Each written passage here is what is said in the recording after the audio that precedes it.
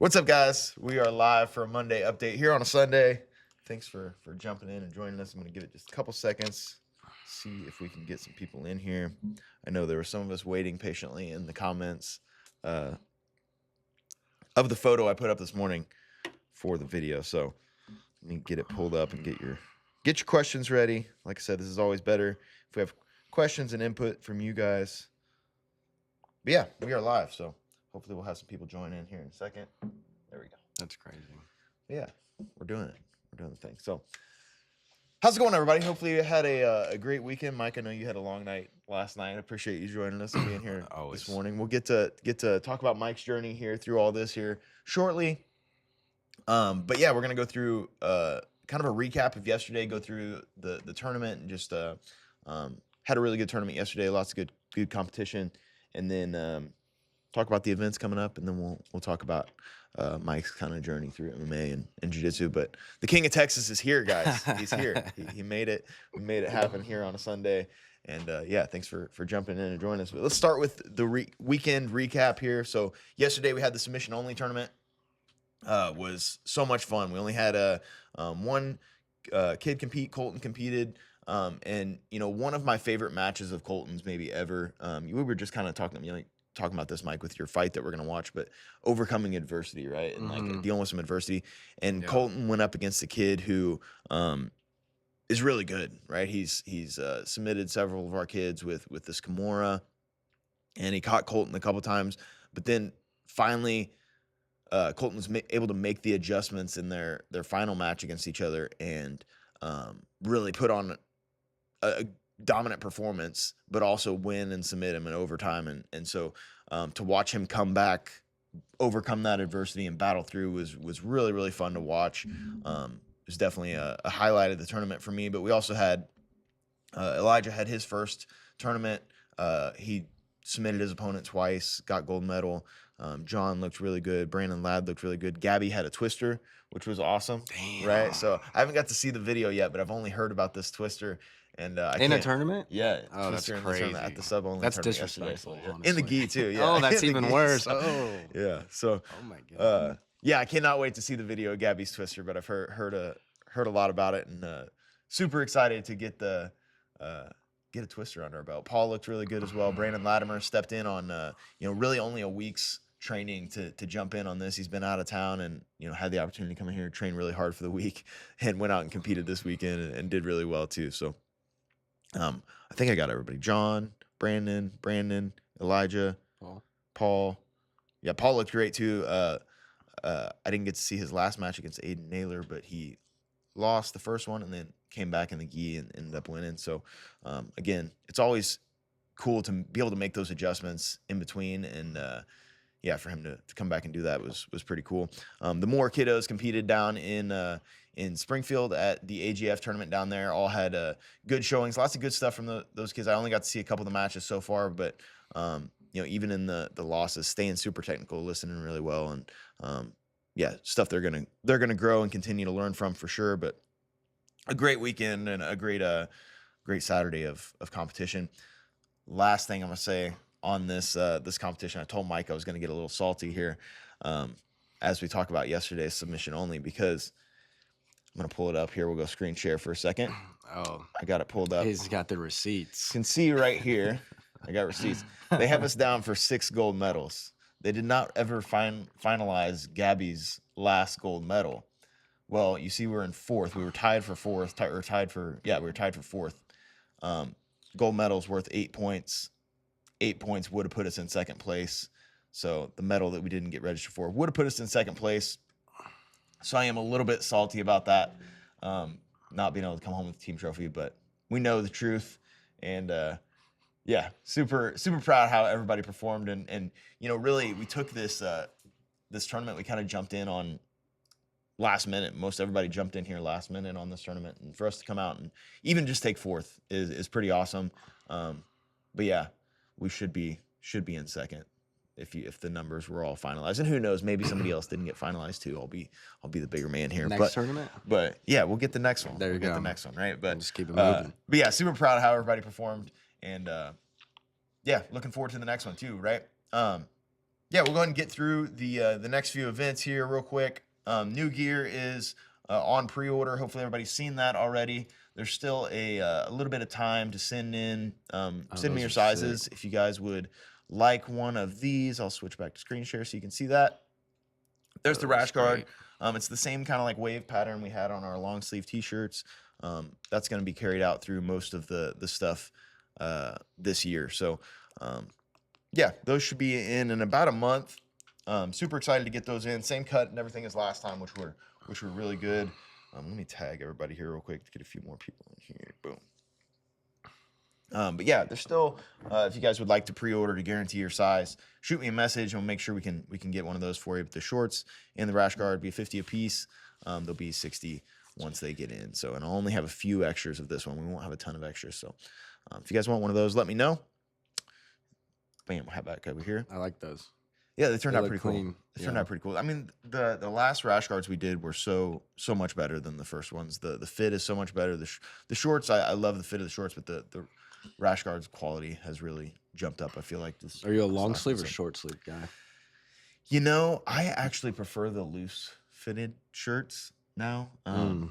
But that's just me. You've changed. Yeah, I know. I have changed. I used to be only long sleeve rash guards always, and then yeah, I don't know. I got in my head about it making me like compressed and tight and making my cardio worse. So I started wearing t-shirts, but if I'm gonna wear one, might as well wear a long sleeve. Yeah. But yeah, those will be coming in about a month. Again, shoot me a message today if you want to guarantee your size, and we can get that pre-ordered for you. Next thing on the list here, something I am incredibly excited about. I was hoping Mike was going to be in town for, honestly. The Black Light Beatdown is coming back May 30th. Yeah, should be a ton of fun. I'm going to separate up the kids and adults rolling here for this one. So it's going to start, I believe, at 5. Again, I'll post all this up in the event, but we're going to start it at 5. We'll do the kickboxing first again. We'll have some giveaways and stuff that we'll do. And then we're going to do a kids open mat first. I would still love for all the adults to come and they just kind of help out the kids and supervise, but we'll let the kids get their rolling in first and then let them clear the mat. Some of the older kids that want to jump in and roll with the adults, I'm okay with that too.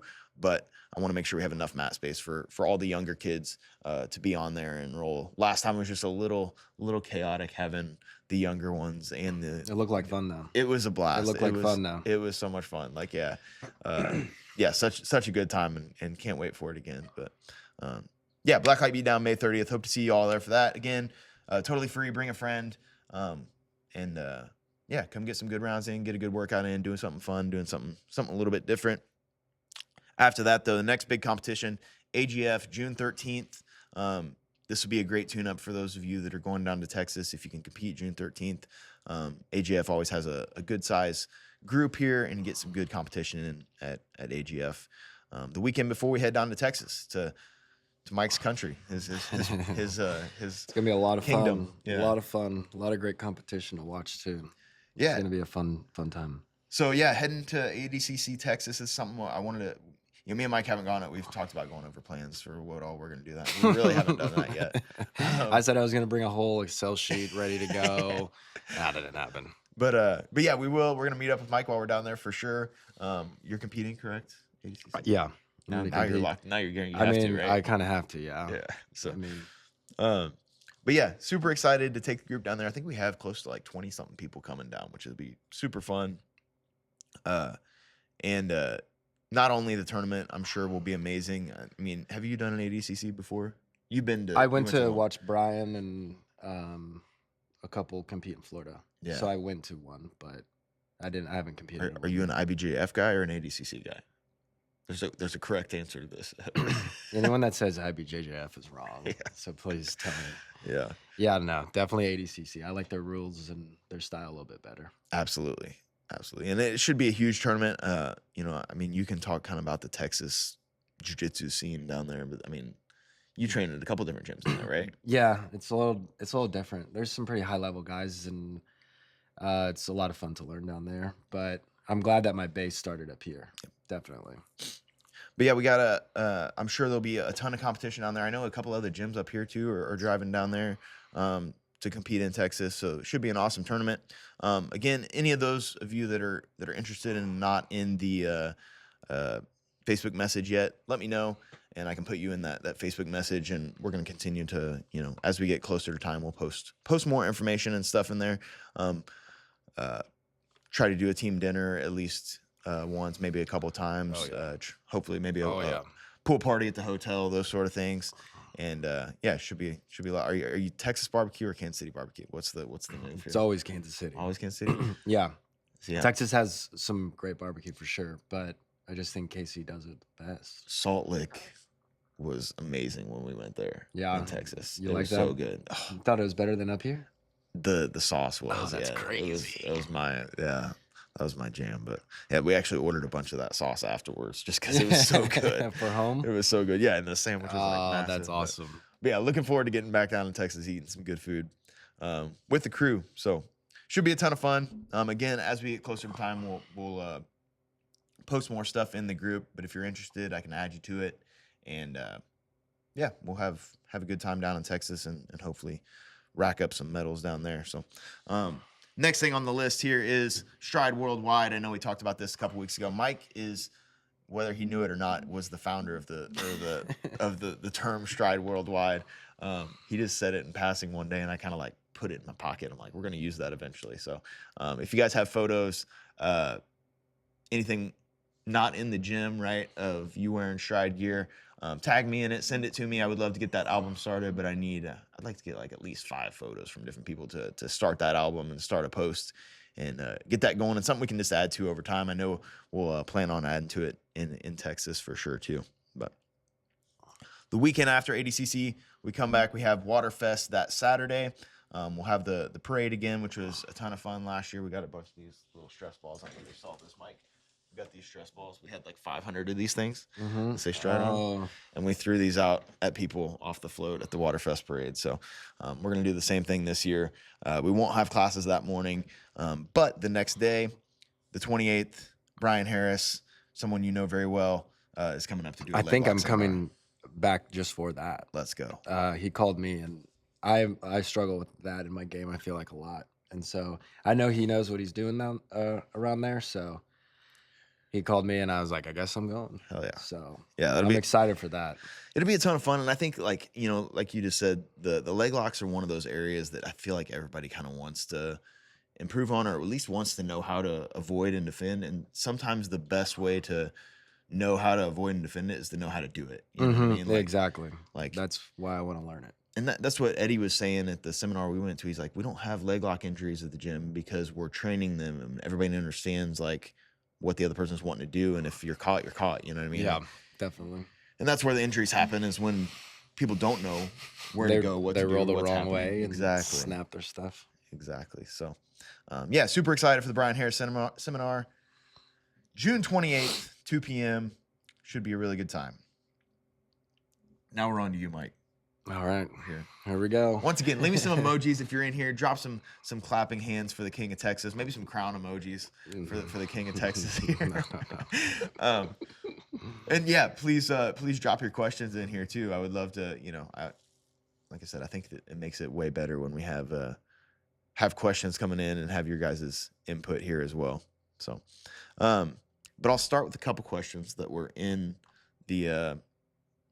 the photo that I put up this morning. I know I was late getting this thing up. It's been last night was a late night with FAC, which was a great How event. was that? Oh, so much fun. Yeah, so much fun. And that main event, Muhammad Zwolik's an animal, as you know, but he fought Jose Hernandez, who just turns every fight into an absolute dogfight. That guy's good. He's so much fun to watch. That guy's good. He's so much fun to watch. He's awesome. Even when he's getting rocked and dropped and beat on like Mo did to him last night, like his fights are so exciting. With like Ray Hayes, and that was the best fight I think I've seen live. Yeah, I think I tuned in for that one. I was like, oh, this is gonna be a good one for sure. I like seeing that stuff. Yeah, lots of quick knockouts and stuff on the whole card was great. But how do we even get to that? I don't know. Oh yeah, sorry I was late getting the photo up. I didn't get a ton of questions in there. So if you're watching, I need your questions. We need help making sure that I can not just leave Mike hanging here. What if I turn the tables and ask you questions? I don't know. I don't know. I've said everything I want to say, I think, in Okay. the one the other Yeah. day. But Okay. but no. Yeah, but the couple of things that did come up, we'll start off with those. So, your favorite submission, Mike? Super basic, really amateur question there by Amber. But yeah, your favorite Like favorite just in submission? general, Huh? or like ever, or what? Uh, Like to hit at practice? What do you mean? yeah. Just hit me Favorite? all the above. All of the above? Oh shit. Probably just honestly just basic rear naked choke. I love taking the back. Definitely taking the back is a fine art, I think. So I like definitely the rear naked choke. Anything that is controlling one hand behind the back and being able to move off of that is kind of fun right now. So yeah, definitely just any submission from the back. Yeah, the back, and it's like, I think it's all of jiu-jitsu, but it's one of those things where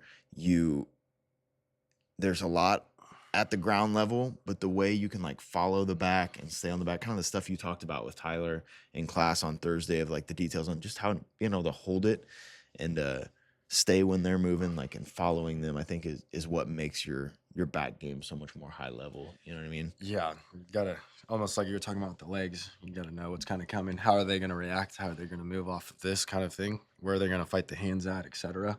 So, yeah, I definitely like that. But it's always cool coming into Trout's class. Oh yeah, I love going to Trout's class. Yeah. It's so much fun. he's really been a great we've talked about this before, but whenever I was first opening up here, Trout was on my short list of people I'd love to have teach for me, and now I feel like I have kind of the dream team with Nick and Trout You got a teaching. good It's team. I'm You got a super good lucky team. in that aspect, and glad to have him in here. Whenever he came to me about teaching, like, I was just hoping whatever he was going to say was going to mean he was in the gym more, whether it was just a role or whatever. So, but yeah, has been a great coach so far too. Yeah, he's awesome. We'll podcast a couple times a week, or usually after practice, Tuesday, Thursdays. He'll call me. It was Thursday when he was talking about the twister stuff too, right? Yeah. I want to watch Gabby's thing, because I almost guarantee it came right off. Somebody send it, please. Yeah. If Brandon's in here, Gabby's in here, send me a link to that video. We'll post it, or we'll play it right now if somebody has any video of the Gabby hitting the twister. But yeah, I just thought it was cool. We talked about the twister Thursday in the gi, and then she hits a twister. So That's mean. John says those back game details helped him a lot in overtime this Saturday. Nice. So, yeah, that's awesome. Yeah, I thought Thursday's class was great and perfect right before we went into the submission only tournament. Yeah. Everybody looked really good at this tournament. There was no, yeah. I think it was a good starts at the tournament. top though. The coaches, and you guys are setting the Having fun. set. Yeah, exactly. Having fun. Yeah, I think So, it's good. I think your members and your team are also having fun too doing it, which is, I think, gonna make you a little bit more successful in the long run. that's we've you and I have had this conversation a lot, but like that's the number one goal for me here is to, and it has been since the beginning, is like I want everybody to come here and want to be here and want to have and have a good time while they're here. Mm-hmm. The jiu-jitsu and all that progression happens whenever you're enjoying it. Like the second you're doing it because you have to, or it feels like a task, you stop learning anyway. And I talk about this with parents and the kids all the time, but like if you're having to force them to be here, then they're not learning anything anyway, right? Like, Yeah. If they don't want to be here, they're not going to learn. So you gotta make it enjoyable and make it something they want to do first. And even from a coach's perspective, like I think if I'm enjoying it more, the classes are going to be better, and that's I want my coaches to enjoy and want to be here too. I've told Nick and Tyler this both. I'm like, if there's ever a day that you're just not feeling it or not wanting, just let me know and we can swap out, because it's not, you gotta want to be here and want to enjoy it. That's what makes the classes good, I think. So yeah, I don't know how I got off into that, but yeah. I love when Trout calls me after practice. Yeah. And he'll be like, "Oh my God, somebody hit this today," or "I saw this." And I think Tuesday you guys got after it pretty hard. I was going Tuesday. I'm coaching T-ball right now, so wow, Yeah. man of many talents. yeah, Holy it's smokes. something. Yeah, we had 3 kids in T-ball, so it was like Yeah, it was rough Tuesday, but Long 9 innings. Yeah. How long are they playing? Well, we just did a 45-minute practice, but Oh. we only had 3 kids. We had 2 kids out of town for our first practice, and one that didn't want to jump in onto the field yet. So we had 3 kids, and yeah, it was good. It was fun, but interesting. I didn't know you were a baseball coach.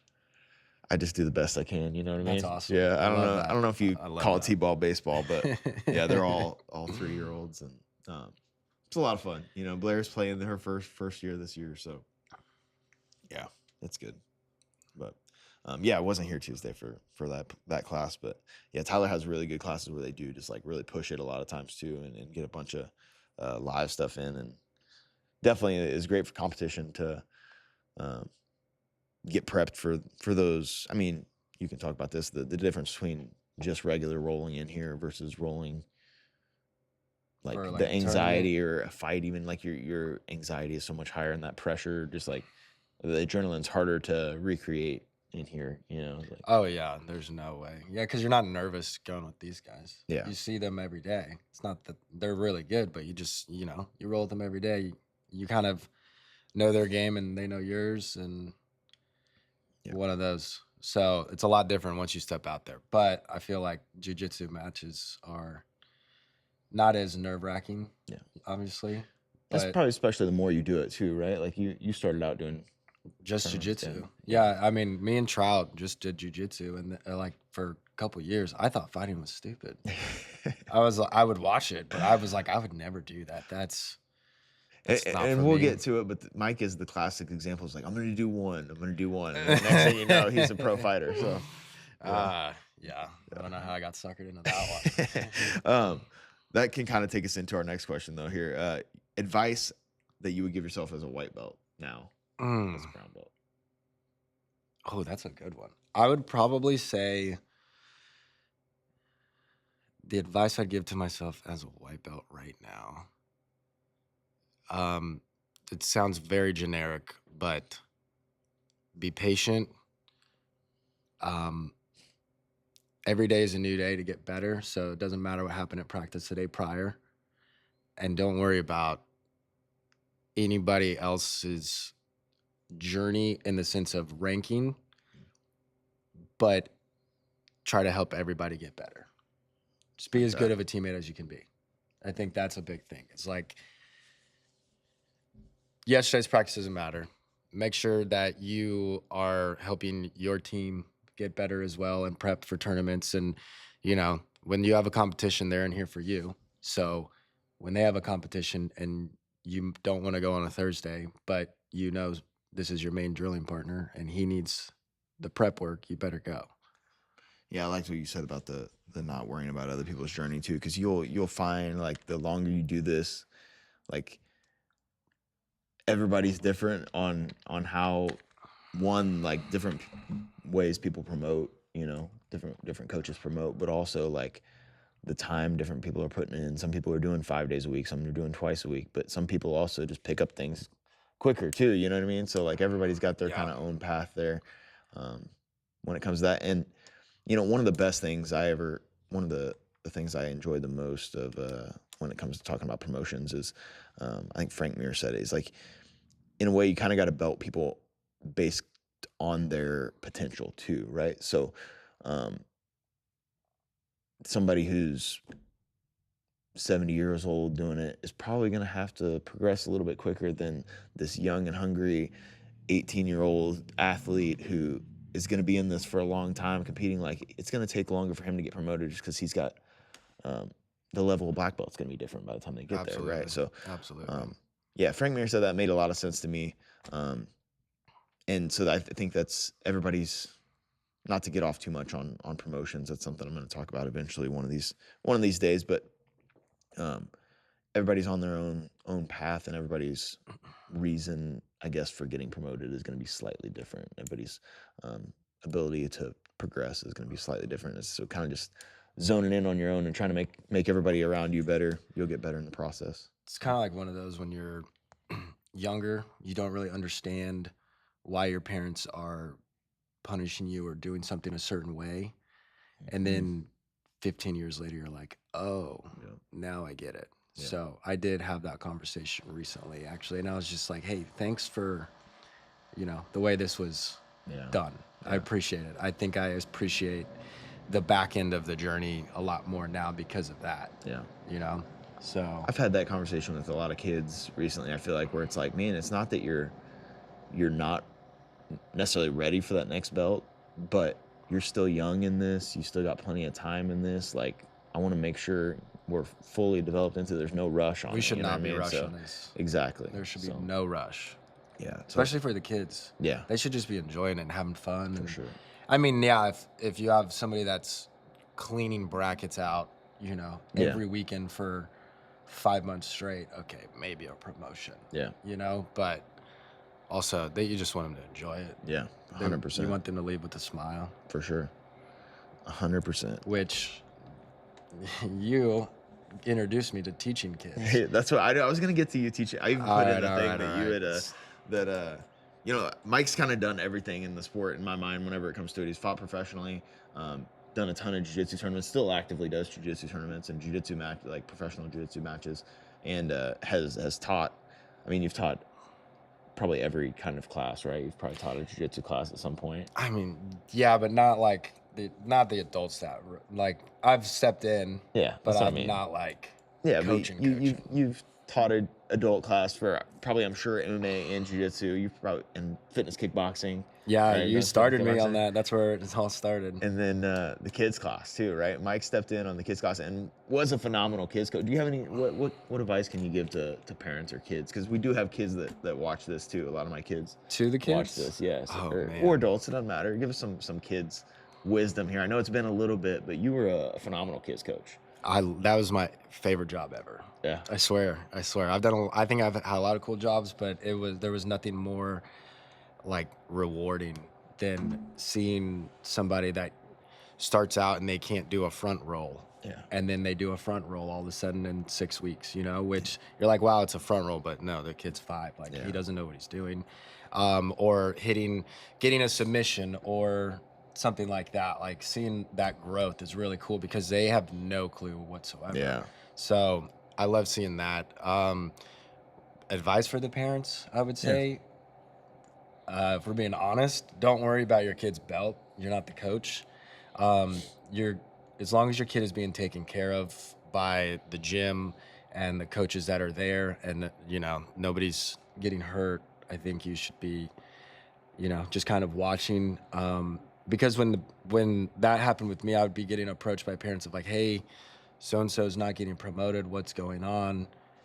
It's not the parent's journey. They don't, they don't really understand it unless they do, which the parents that did jiu-jitsu never asked me that question one time. I haven't had anybody here, any parents. So nice. Yeah, we have so nice. Yeah, we've been super lucky in that aspect. But for the kids, I would say I noticed. I mean, if you just think about it logically, strength, isn't really there, so they have to learn the technique and the detail almost to a finer degree because they cannot muscle out of anything or into anything, So I think definitely for the kids, just learn all of the details and the technique that you can and just drill all day.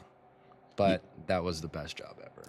Man, cool. That's how I feel now. That's my favorite part of tournaments is the kids matches. Like I was literally sprinting into the submission only tournament this weekend because Colton was the first one and I was late getting there. Like I was stuck by a train, had to drop the kids off and everything else.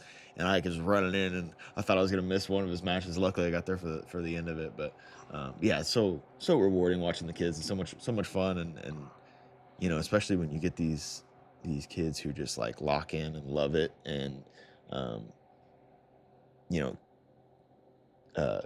talking about, Colton this weekend, like you can tell them something and they pick it up right away, right? Like they just soak it up and immediately put it into action. Like the kids that I love how it falls right in. Aware they are too. Yeah, they're hilarious. You can't get mad at like a 6-year-old for saying something, and I love that. You never know what's coming up out of I think I lost a fight. I lost a fight, and I think I was armbarred, but I was showing the armbar defense already, like the weeks prior and into the next week. And I was just like, Coach Mike, why didn't you do that in your fight? And I was like, it was like a fresh Monday. Like it just happened. Man. And it was just like, oh my God, Yeah. you're a 6-year-old. Like, it's kind of funny, you know? Yeah. Like, why didn't I do it? I don't know. So Yeah. I like how bland they can be and just straight up. They'll let you know. Yeah. You know? So I love that. Yep. Yeah, that's good. I think you said it earlier too. One of the advice I give is just like, you want them to enjoy it. You know, you want them to have fun and enjoy the process, and then all those skills are going to keep coming over time. It's not a race. No, not a race at all. Because then when you get through all the kids belts, then you are at the adult belts, and that's a whole nother level too. Yep. Nice. You ready to dive into kind of your journey here? I feel like we've been talking a lot. So tell me, I don't even know this. I don't know how you got started or what made you decide to start. I don't know. Just tell me how you first started. Like how I got into it? Yeah. What made you you remember want the to first do day it? we met? No, I didn't. You don't? No, I do. No. I was just out of the military, and I didn't really like to lift weights and all that stuff. It's not really my thing. And so I was out, and I saw one of my old wrestling coaches, and I was just like, can I come in the room and maybe like get some work in and stuff like that? And he was like, why don't you try jiu-jitsu? And I didn't, and I knew what it was, but I never really like cared about it or thought anything of it. We did a little bit in the military, but not obviously to this level, And so I just Googled jiu-jitsu gyms or something, and it was the closest one to my house right there. It was like 10 minutes away. I walked in on a Friday. I think it was a Friday afternoon, and it was just you and Zach in an empty gym. I could tell, like, practice now looking back, like, probably was already wrapped up or whatever. But I walked in, and you guys kind of looked at me like, hey, what's up? And signed up or came back on Monday. You told me to come back on Monday, and I tried out a class. And then you're the reason why I started is because you just kind of were like, you should go after this. Like, let's keep going, like kind of kept me in there at that old gym, where I remember at first I was like, I don't really know. And you're like, come on. You know what year this was? I mean, I could probably go back and look somehow. But... It was 2016. Yeah. So yeah, it would have been when I was first taking ownership then. And stuff, so that was cool though. But yeah, getting started was just literally an old coach said, you should try jiu-jitsu. Nice. And so that's kind of where it started. So John had a question earlier. What was your man, I can do this moment? Like, what was the moment you felt like this was for you? That's a good question. I can do this moment. I guess that could be overall. Like, that could I'm be trying to think. What MMA, whatever, I just told myself that I'm gonna do it, honestly. But I think that I can do this moment was when I was training with high level guys, and I wouldn't say winning, but I was competing with them, kind of thing. And I knew the gym where we were at is very good. Yeah. So that's when I kind of was like, oh, maybe I could do something here. So nice. I believed in my coaching and my team, which I think is a big thing if you're going to do anything. 100%. So that was my reason. How long before you started competing? Right, you probably did jiu-jitsu tournaments first. How long were you training before you decided to jump into that? Oh, like 3 months. 3 months. So 3 or 4 months. Yeah. Like super early. How'd the first one go? Do you remember?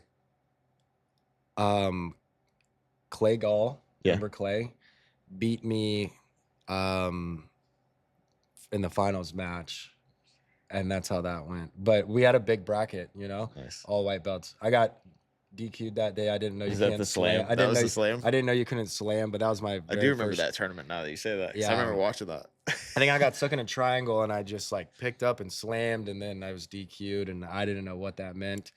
I didn't know you couldn't do that, but they let me back in the tournament, and we went back and got second. So, pretty quickly I would say we competed, but me and Trout weren't really medal hunting. We were more of just we had heard from Danilo and from other people If you want to get really good at this, you need to compete.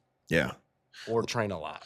Let's talk about Danilo. Was he there whenever you were first there? Yeah. So he was already there when you were there. So those of you who don't know, eventually, hopefully, we'll get Danilo up here, and then we'll get him on the Monday. That would be legendary. That would be amazing. But holy smokes, there was this era, I feel like, at Glory MMA and Fitness Northland, where when Danilo was there, but you and Tyler, there was kind of like a class of people that kind of all started at the same time. Clay, the graduating class is crazy. Yeah, there was a group of you guys that kind of like all stuck together, I feel like, for a long time.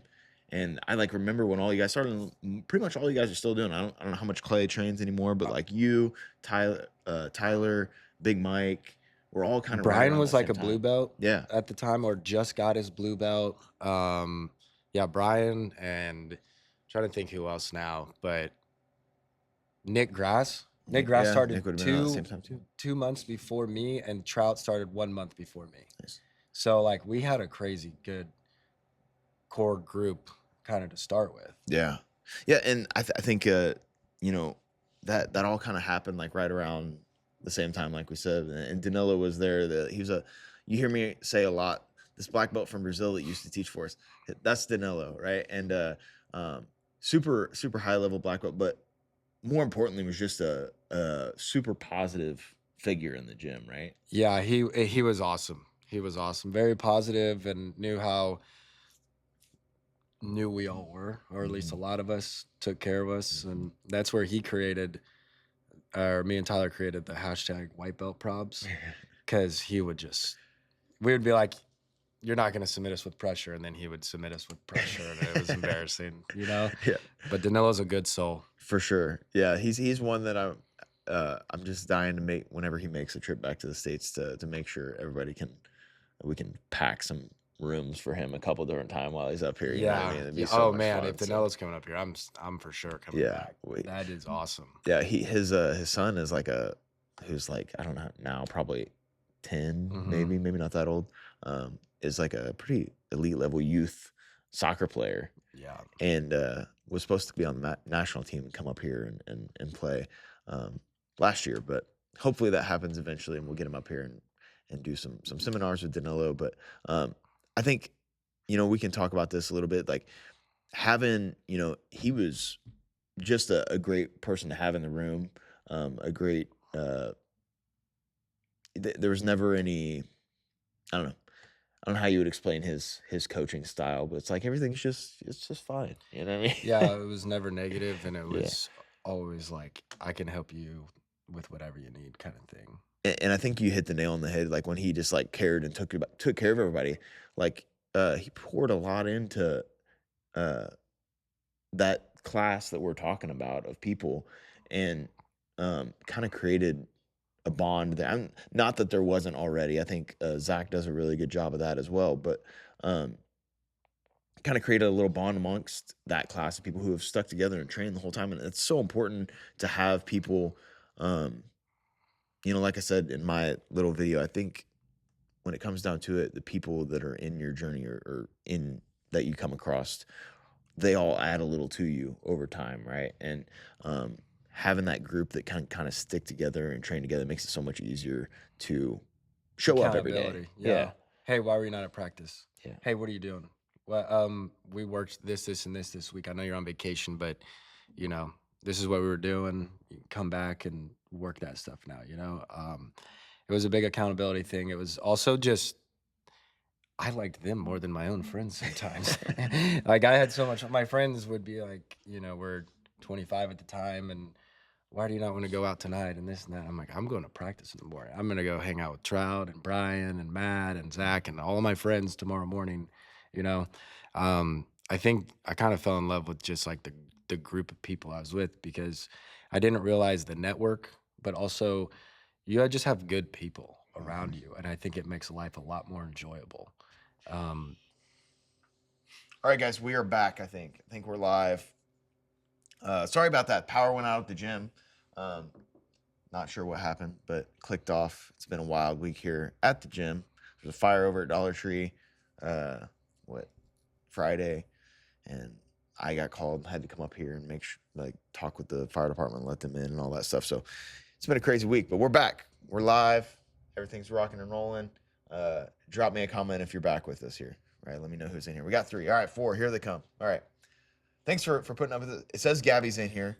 Gabby, I need to see a video of that twister. Please. All right, send it this way. But yeah, what we were kind of talking about there is just the I think as we got cut off is just the the camaraderie that was built, especially during that class of people that joined and how they're all doing it and just how kind of holding each other accountable. Absolutely. So absolutely. Let's talk about and what I was gonna say before the power went out. Is that's something that jiu-jitsu gyms and MMA gyms I feel like happens a lot and especially when you have somebody like Zach who is leading the show, who's just a generally good person, right? And it trickles down to where you just end up with a good group of people around, you know what I mean? So there's definitely a good, like you said, hanging out with your friends like that makes you want to be there, right? Like I loved being around all you guys. So yeah, I just want to hang out and do jiu-jitsu with you guys. And then it's even weird, like if we randomly in public see you at Walmart or a restaurant or wherever, and you're like, oh my God, no way. Like, how's it going? Yeah. And you just saw them like a day ago kind of thing. But it's a very cool way to meet people. And, Trout and I grew up way different. We would never be friends, if we didn't have jiu-jitsu. And I'm not sure me and Nick's path would have ever crossed, or honestly anyone's. Yeah. So it's brought me some of the best friends I have in my life. A lot of people I can count on. Yeah. Definitely a lot of people I can count on. And like you kind of just said, like you get all kinds of different people too, right? Like that's the thing about jiu-jitsu. There's a video I put up a long time ago. I need to repost it, but I think it was Anthony Smith, one of your favorite fighters, right? Talking about how his gym has people who, there's felons, there's police officers, there's doctors, there are people that are, poor or whatever. Like there's everybody's kind of all in it together, and like none of that matters on the mats, right? None of that matters when we're in the gym. Everybody's just trying to focus on improving. I love better, so putting my phone down. Nobody can bother me for like 2 hours. Yeah, that is another video that I found. Jean-Jacques Machado's talking about that. He's like, jiu-jitsu is one of the few places where you go in and like nobody's on their phone for an hour and a half. You know what I mean? Like everybody's talking to each other face to face. Like nobody's scrolling. And a real conversation. So, yeah, which is super cool. So yeah, definitely one of my favorite parts of jiu-jitsu too is it's got to be my favorite part. Just the people and connections you make doing it, and that stuff is more important probably than any of the other stuff we're gonna do on the mats too. So, but let's get to MMA. Were you training MMA this whole time, or was it just jiu-jitsu to start with? What made you make the transition? I just did jiu-jitsu for like the first 2 years, and then I realized how hard and how long the journey of becoming a black belt was going to be. My entire goal this entire time since day one has just to become a black belt in Brazilian Jiu-Jitsu under a credited UFC fighter. So that's kind of, that was my journey. I was on the way, I don't want my black belt from somebody that, not throwing any shade, but I want someone that's also done something in the sport, way higher level than I could have ever. I think there's a respect there too, of what you're doing and who you're doing it with. Yeah.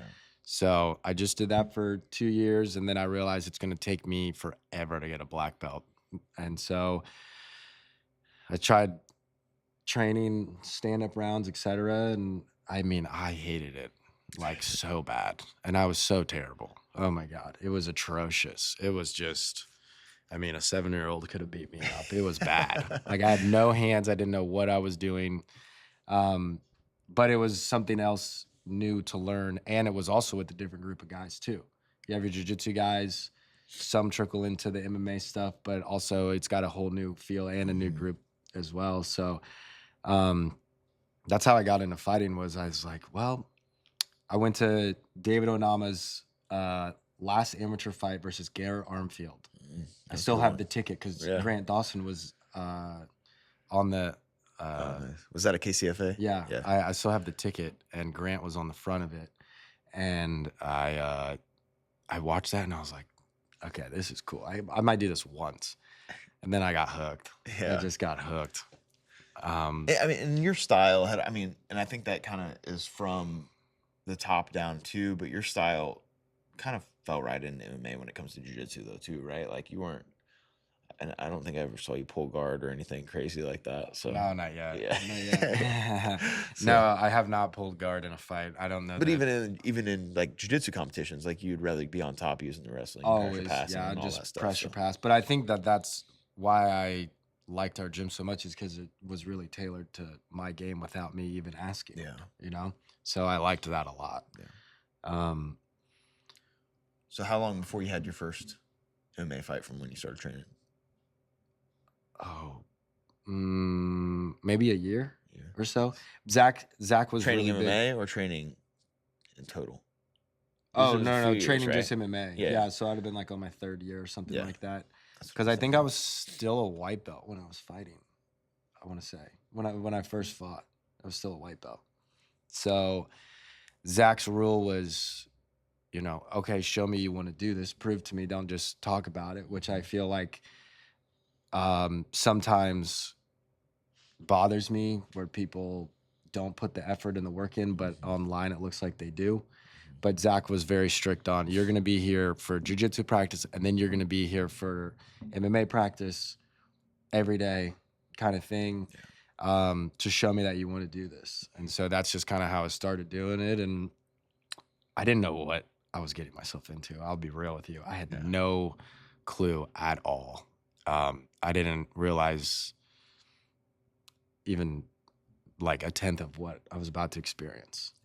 But I did one, and I won, and I thought, no way. I got to try that again. That was a fluke. I was like, that's a fluke. How'd the first one go? You were commentating with Sharkbait. Oh, really? Yeah. Okay. And I took the guy's back. He threw like a crazy like wheel kick or something at me. And as he hit the wheel kick, I took the back. And I remember when I grabbed his back, I watched him warm up, and Phil did too. And he goes, he's got the cleanest hands, dude. And I was like, oh my God, first fight Thanks, ever. I'm like Phil. freaking out. Yeah. Freaking out. Nick's cornering me, Trout was cornering me, which was super cool. Took the back. And once I had the back, I was like, I am not letting this go. Like, I do not care. So just try to cook from there and go. But yeah, rear naked choke. Nice. That was my stuff. It's funny you said that he said he's got the cleanest hands. I was thinking about I was talking to Jeremy Wharton about this the other day. We were talking about Eric Marriott on the one where I talked about myself too much on here.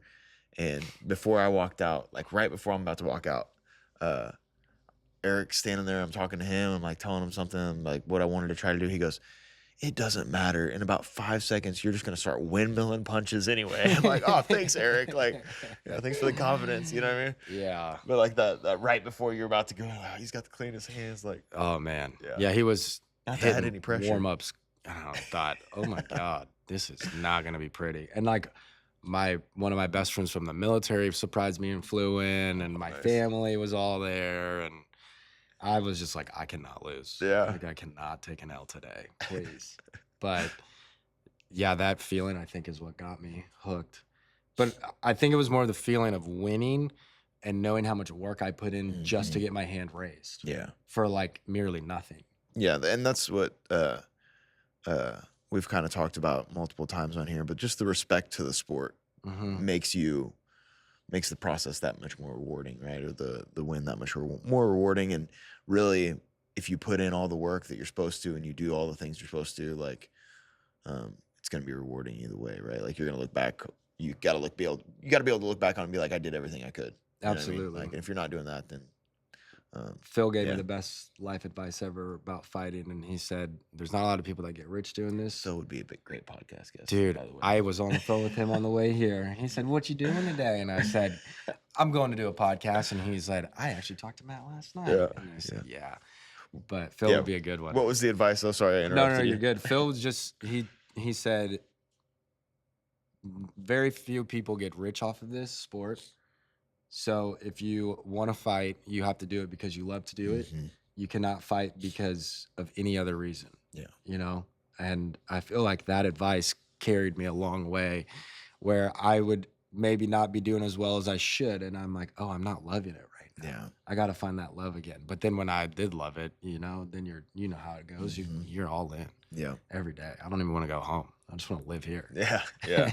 Yeah. You got to love it. Whatever it is you're doing, you know, you got to love it. And you got to want to, you know, kind of, I said this, the kind of the theme for this podcast, like what it comes down to is like, you just got to keep improving whatever you're doing, you know? Absolutely. And the only way you're going to keep improving is if you love it, if you want to keep doing it. So, yeah, you got to love it. I like that. You want to watch a fight? Anything else you want to throw in here before we watch a fight? Anything else I want to throw on? Not really. Yeah, let's watch a fight. All right. So my favorite thing about fights isn't always the fight. It's the story around it, leading up to it. You know, how this came about, what was going on in your life around this time, you know, those sort of things I always think can add so much more meaning to a fight, because there's very little from just watching a fight. And maybe it's just because I've watched a bazillion fights, but like, I know how emotionally invested fighters are whenever the fight time comes, right? And so to try to put that in the viewer's perspective is something I always try to think about when I'm doing commentary or whatever, but also watching fights, I think it makes that much more exciting. So we're going to watch Mike Murray versus Travis Ford, but give us a little preview where this was at in your training timeline, what was going on for you at this time, and how it came about, that sort of thing. This was my second pro fight. Okay. So second pro fight, this was within like 2 months of the last one. I think my first 3 pro fights, I signed a contract, and before I fought on that contract, I already signed another one for another fight right after that kind of thing. So this was number 2. Travis Ford is usually a 170 pounder, and he dropped to 55. He fought Mikey England at one point as well. Well, I lived with Mikey. So it was me, Mikey, and Phil in the same house for about 3 years, and all we did was eat, sleep, train, repeat. Mikey would have been another one from that same class we were kind of talking about too. Mikey, taught a seminar here, but kind of that same time period, right? Yeah, exactly. So I knew Mikey had fought him. Every fight's different though, so you can't go in there and think, well, Mikey wrestled him to death, so now I can do this kind of thing. Everything's different. You know, you never know which way the wind's going to blow that day kind of thing. So I went in there, great training, honestly, the whole time. I felt really good. This was a time in my life where I was just going to school full time and coaching kids, and honestly, one of probably some of the most enjoyable years of my life were like right in this time period. Awesome. It was me, Phil, and Mikey. Yeah. All we did was train. And it's funny, like we would go out and you've got like a Wolf t-shirt and sweatpants on and, you know, just hanging out all the time. Yeah. So no, I was bummed Mikey couldn't make it to this one, because I would have liked to kind of have that guy there for me, knowing he has already gone through the battle, with that guy. But I knew Travis was tough as nails, you know? I say he's been around a while, right? You're, 1-0 going into this thing? Yeah. And he's, know what his record was? Not good, okay. But he's had a lot of fights. But it's like, the thing about it is like not good is like he's fighting like really good guys all the time. And they kind of become dog fights. Yeah. So I know he's been around was a while. A little nervous, but I mean, I've also got Zach in my corner, so yeah, if Zach's punching you during fight camp and you're doing okay with that, then I don't know that many more are going to stand in front of me and do a lot better. Well, that's like we've talked about too, is like having that kind of knowledge in your corner, somebody that's done everything there is to do in the sport at the highest level. He's done everything from the worst amateur shows to the biggest professional level UFC clear across the country. Like having somebody like that in your corner is a little extra confidence booster for you, for sure. Yeah, he's definitely helped out with the mental. But let's jump over to the screen share here and we will start playing this. I think we got through all the ads already, so Let's see what we got here. Is there sound? Make sure I take off the sound before we get to. All right, here we go. Right. Gerald Harris, right? Of the ring announcing in there, right? Yeah, he's always super Former nice to UFC me. fighter. I mean, if a white guy has hair like that, it's scary. Where's this fight at? It's Memorial Hall. Yeah, Memorial Hall.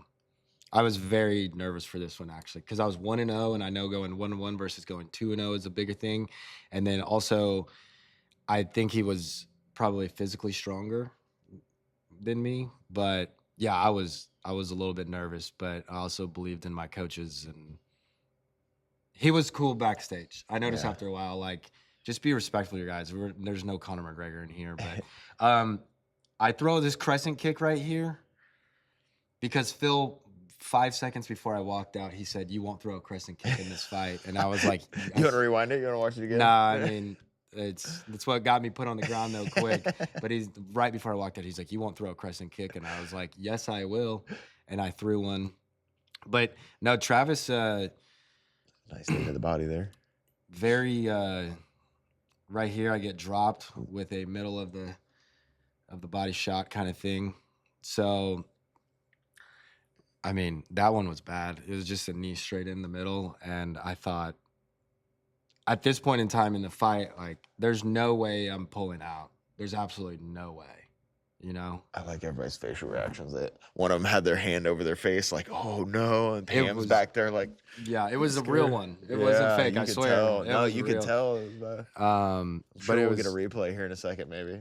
I know he didn't mean to. Yeah. You know, but it is part of the game, and it is what it is. But oh no, here's the ad. Perfect. Look away. We could fast forward a little jump to bit. this. Jump through me on the ground. Look away from the ad. Yeah. Not getting royalties.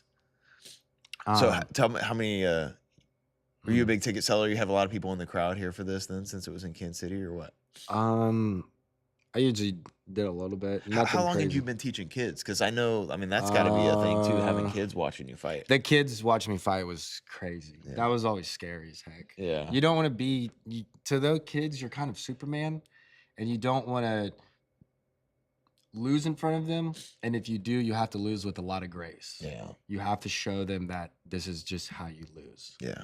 So that part is very hard, especially when you lose and then on Monday they come into the gym and they tell you, "Hey, why don't you do this?" And you're like, "Okay." But I never known what that would be like, nerve-wracking wise, like walking out and like seeing them in the crowd, like, oh my God. And their parents are there too.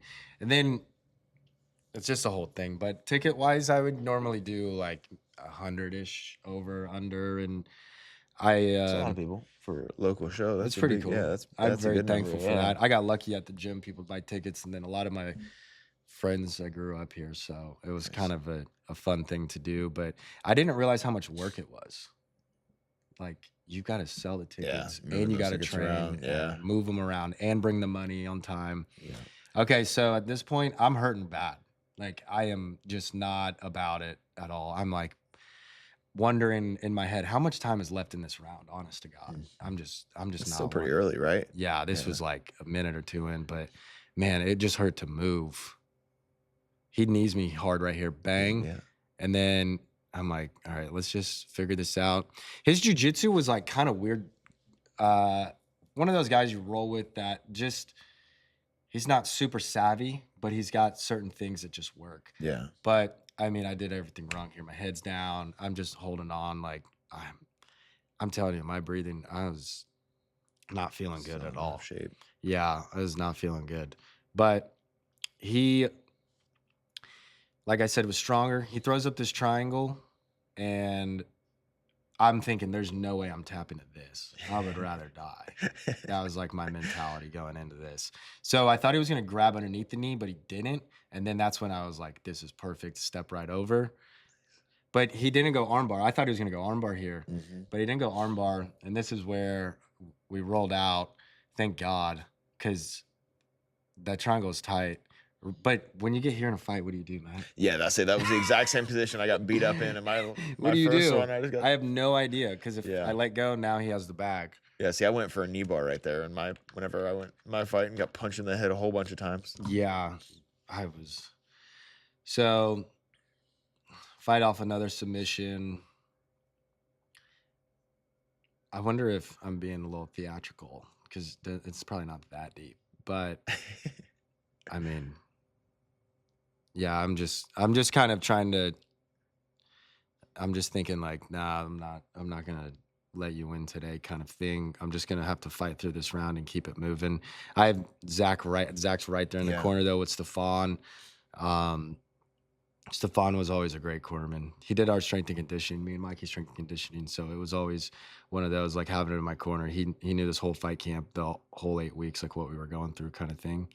So, yeah, I mean, I chose this fight just to kind of, I don't want to just show like a one-off, like, hey, look at me. You know, there's a lot of fighters out there, I think, that just post that. But I mean, I'm getting my butt kicked right here. You know, I am losing on the scorecards bad, you know?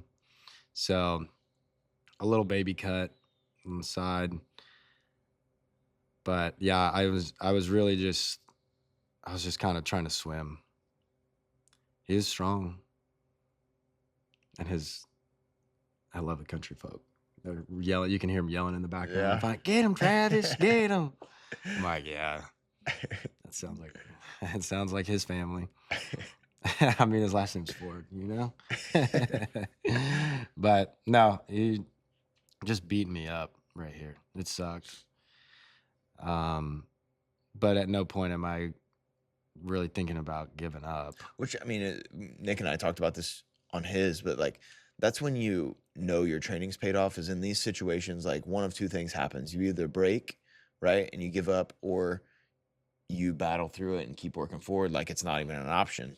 And obviously you put the work in the training camp to keep battling through this. Yeah, it's one of those where he's just putting me in subs and I've got to move and get out, you know, kind of thing. And then right here, this is towards the end of the round, I believe, where that head and arm, I mean, I can hit that reversal in a fight. So I just wanted to stay on top and get out of this round real quick. But I thought he was going to put me in another triangle for a second right here. And it's weird watching these back. Right. It's weird watching these back. There's different details you just don't see and feel. Like me, you almost remember what you're thinking in a lot of these situations too, right? And like a lot of these positions, you're like, I was thinking this exact thing, you know, like. What about like the other things, like the smell? Do you remember like the smell of the canvas and all that kind of stuff? No, I feel like the canvas has like a certain smell. Yeah, like just like a. Okay, we're back. Well, there's so many different ones too, right? You get like slick. This one's the vinyl, and then like the actual UFC canvas, and RFA's was like a cloth, almost. Yeah, here we are thinking going in the second round. Let's figure this out. We're oh my back gosh, another ad with another ad. We are back. See that? Skip that. Yeah, I'm trying to find my mouse here. That's crazy. There we go. Oh, that was good. So. Bam. Touch. Phil tells me I have a bad check hook, so I threw one. That was a pretty good one. And then I dropped him. Yeah. Right here, I trapped the arm, and I'm like, all right, I'm gonna go for the kill right now. This is, I know I dropped him. If you rewind, I think he might have like almost dropped me, but I think the cage saved me. So right before I dropped, because I stumbled. You want me to go further back? Just a smidge. Just to start. Yeah, let's go back to the first. So I think I don't know if he rocks me or what, but I just heard him hit the ground. Was it right here? Boom. See, I kind of stumbled back. And then I heard him hit the ground and I was like, okay, I have to go right now. But yeah, those hammer fists were clean. But you can hear him just thumping in the fight, like dong, dong, dong. And then take the back. I knew right here he was just gonna give up. I've already won. I knew I was gonna win that. So that was very rewarding to come back from like, man, this sucked. That whole first round was awful. I mean, I got beat bad, and to come back out and get the finish was. I always want to hunt the finish. I think every fighter should always do that. Anyone that's just out there to point fight, you should get out of the sport. We do Yeah. not want to watch this. That's what I say in jiu-jitsu too.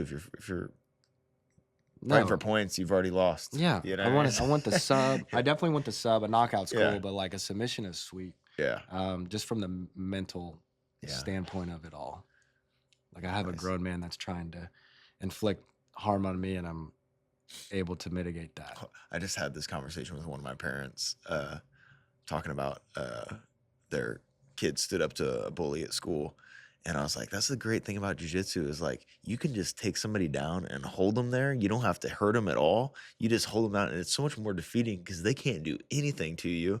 And you're just holding them locked down to the floor. It's like, Yeah. you It's can like just sit there and talk to them. You know what I mean? trying to swim and not Yeah. ever being in the water before. Yeah. Kind of thing. So, oh, I love when kids stand up to bullies. That was my Yeah. thing. That was my thing. I would have some Super parents tell cool. me those stories too. Yeah. Hey, he's being bullied at school right now, and then 6 months later, he's not being bullied Yeah. anymore. And I'm like, I wonder why. Yeah. You know, What's that? I don't think this kid was getting bullied. He stood up for one of his friends or something, which I that's thought was awesome. pretty cool. Yeah, So, I love that. yeah. So, yeah, Memorial Hall, kind of a Great venue. That was where my first one kind was. of a cool place to fight at. Yeah. You feel like There's been a lot almost of like big fights there underground, too. you Yeah. know, like kind of an underground style, but A lot of the early boxing fights in Kansas City were there. Like some really big names fought in that venue, which is pretty cool. I got lucky because Oh, stop it.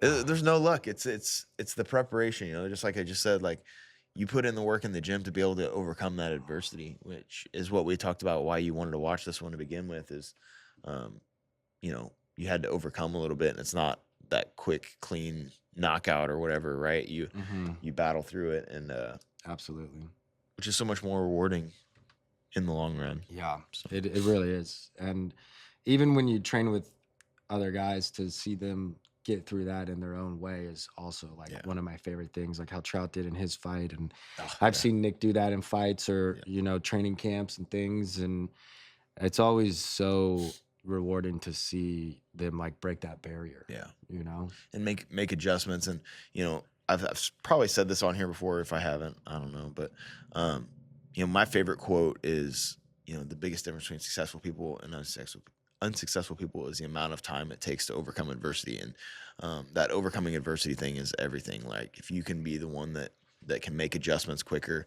and get over things quicker, like you're the one that grows faster and wins. And I think that's everything. And even in coaching jiu-jitsu, like I said with Colton's match, it's like being able to make those adjustments. And he went through 2 or maybe 3 matches he had already lost against the same kid. And it's like, man, it's real easy to get broken there, but that kid trains hard and, you know, was able to lock in and make the adjustments that he needed to and win, which is what makes it so rewarding, right? And like, You remember what you used to put on the gis? C over T Mhm. equals R. yep, That one definitely stuck with me. Consistency over time equals results. Yeah. And honestly, just the consistency is of doing it over and over and over again all the time was one of those things where I was like, oh wow, this is true. Yeah. This really does get you the results. that's I think I said it 2 weeks ago, but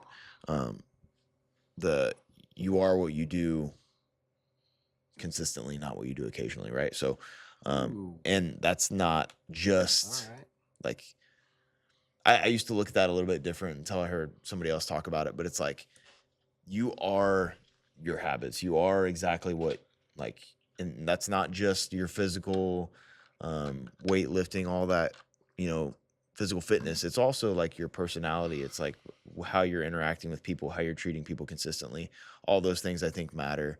And so yeah, no matter what you're doing, like what you're doing consistently is going to define who you are. And even no matter the situation, even at the highest stress level of a fight, right? If you're consistently training and putting yourself in bad spots and working through it, like that's when you can perform and you know you're going to be able to work through it. Yeah, I feel like definitely with competing, that's where it is Zach used to have that talk with me and I'd be very nervous, or Mikey and Phil, and they're like, we train twice a day every day.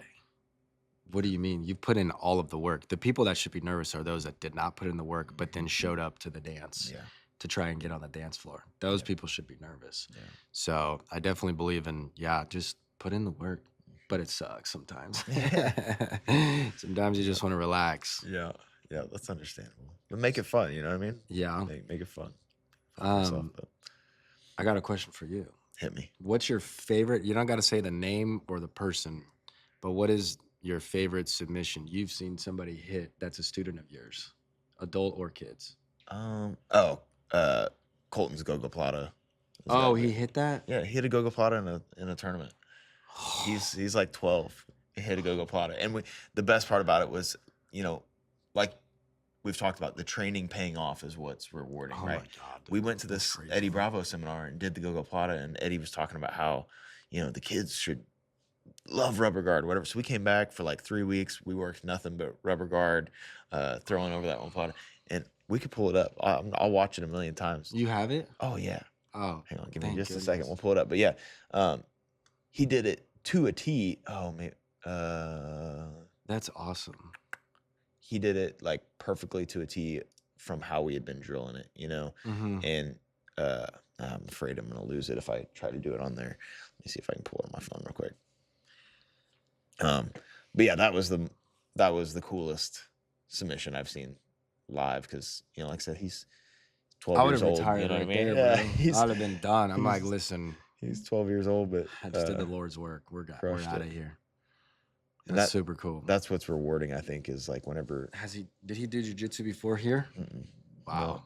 No. That's what I think is cool. Let's see here. See if it'll let me. Because like by the time he's in high school, it's not gonna take that long. But that's what I'm saying though. It's like by the time he's in high school, he's gonna be high. There's several of these kids though. I mean, I could give you a whole list. Even my younger kids too, but my older kids, like I could go through that entire class. There's some murderers in there. I mean, Jackson and Vivian and Evelyn and the Moore kids who are constantly competing, constantly improving. Those kids are all savages. Yeah.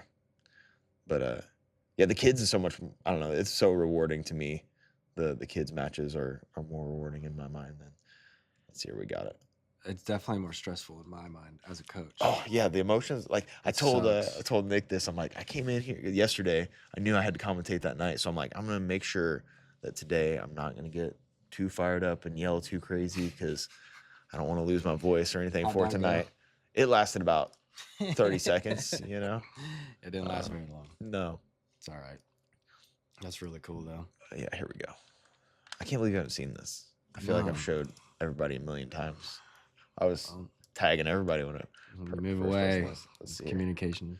So yeah, this is my favorite submission I've seen live. So cool. He's 12? Yeah, he's I think he was probably 11 at this time. Yeah. So yeah, if we fast forward a little bit, yeah, like I said, we'd been working rubber guard a ton going into this too. So that was what was cool about it. And this kid he's going against pretty good. They met a couple times, but yeah, goes right to rubber guard, throws up mission control, immediate clears the neck. Boom. Oh my God. Wraps the toes. Gets the finish. Holy smokes. Yeah, I was so pumped about that. That was so cool. Yeah. So holy smokes. Yeah. That was crazy. I was trying to tell people, I'm like, you don't see that in the adults. So for him to be able to put that and not just like throw it up there and get it, right? It's like good technique the whole way through getting it, which is I don't think I've ever even seen. I would like one of those in an MMA fight. A Gogo Plata in an MMA fight would be sweet. And I know you know the stats, so please give it to me. There's probably 3 total. No, I don't know about Gogo. Nick Diaz hit a Gogo Plata. Nick or Nate? Nick, he got a Gogo Plata against Takanori Gomi. Damn. Yeah. Well, you don't even know who that is, do you? From Pride? Yeah. It sounds like a Pride name. That's how I guessed that one. That's probably 1998 or something when that one happened. But I didn't even know fighters when I was fighting. I still don't. Yeah. Zach always got a little salty at that. Not salty, but he was just like, "How do you not know this?" Yeah. I'm like, I have no clue. Like, were you there for the Mike Pyle joke? Mike Pyle joke. You know Mike Pyle? Yeah. I did. Come on, bro. That was. What do you mean? Come on. Come on. Of course, I know who Mike Pyle is. Zach was gonna do the most evil thing ever to me, and it was a Saturday morning for we'd spar on Saturdays, and they would do gi jiu-jitsu before. And I guess Mike Pyle was like in town, and this is so embarrassing because like this is how dumb I am, but I'm like a 2-stripe blue belt at the time, and this guy sits next to me, and just got done with class. I didn't see what belt he had on. I don't really remember. And then I was like, "Oh, do you fight?" And he's like, "I used to." And I was like, "Oh, a lot." Like I'm thinking I'm hot shit because I've got like 6 amateur fights or something.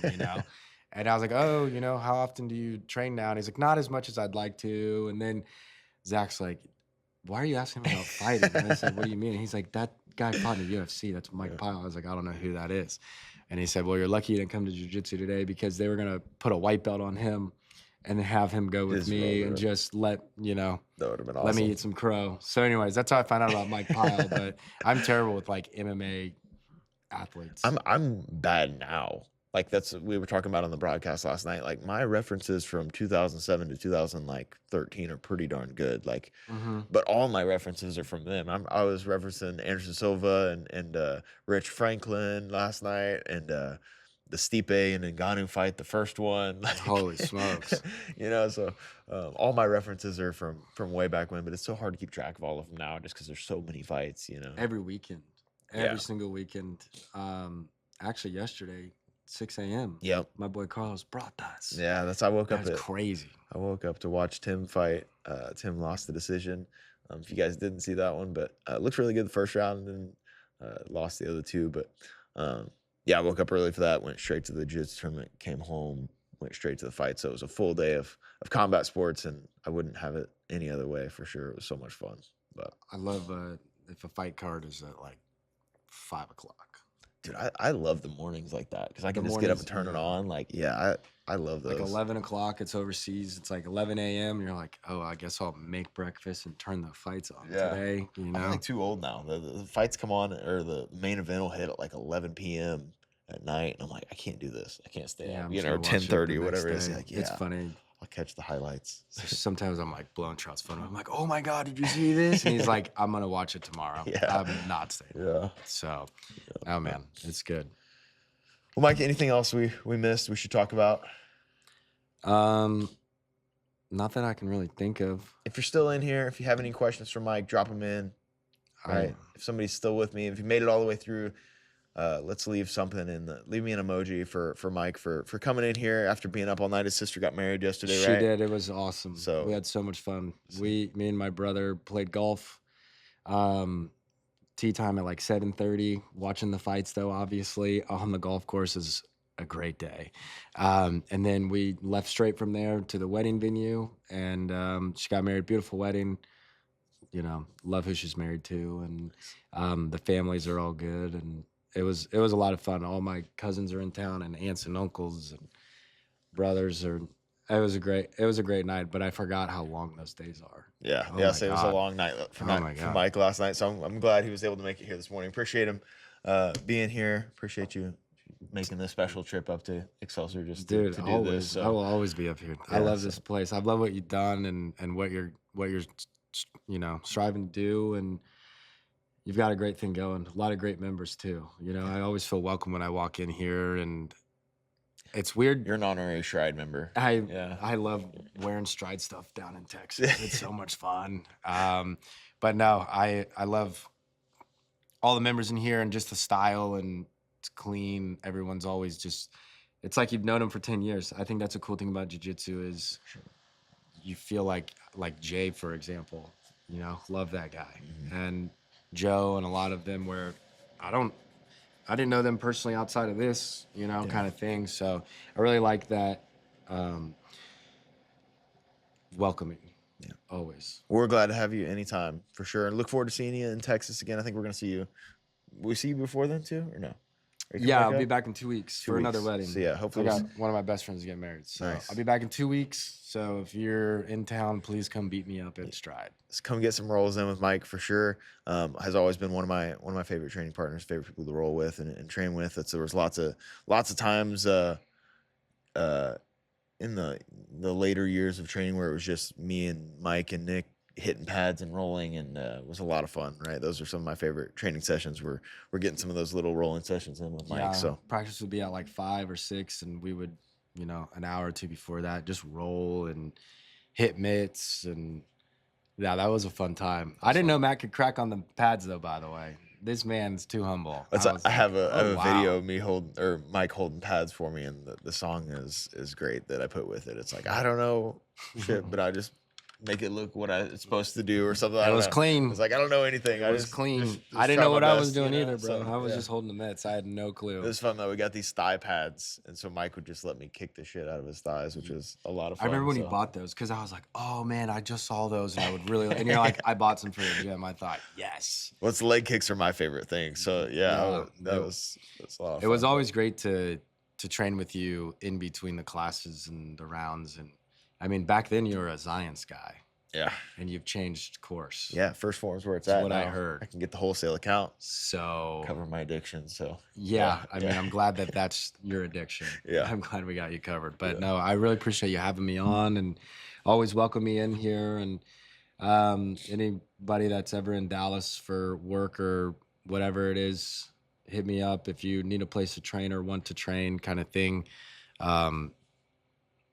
But I cannot wait for ADCC. You're going to see some high level stuff. Yeah. Going to be a super fun weekend. One thing I want to make sure I don't forget here. I have like 3 gis in the back that people have donated to give away that don't fit anymore or whatever it is. I know I have 1 kid's gi that John has donated. And then I think I have a couple adult gis as well. So if anybody would like to come in for a gi class and the only thing holding you back is a gi, don't make that your excuse. I'll make sure we have one here for you. And if you guys would like an extra gi or whatever, I have a couple in the back. If it fit you, you're more than welcome to have it. Get it out of the back so into somebody's hands that can use it. But I want to make sure I didn't leave that out. But yeah, Mike, thank you for everything, from not only being here today, but all the help you gave me at the old gym, all the training rounds and rolling. I'm trying not to get too cheesy here, but no, I appreciate it. I do appreciate you more you're than you know. keeping me in there too. So, it was a give and take for sure, but like it was awesome. Loved walking in and saying what's up to Matt Wattis. Thank you guys for tuning in. I appreciate you being in here. If you guys have any questions about anything, shoot me a message. If you guys would like to go down and see Mike in Texas, if you have any more questions for Mike, I'm sure we'll get him back on here again eventually. But I appreciate you guys, those of you that stuck with us and jumped back in here to here on a Sunday for a Monday morning update. Thank you. So, yeah, we'll see you guys. Have a great rest of your weekend, and we'll see you on the mats tomorrow. Oos.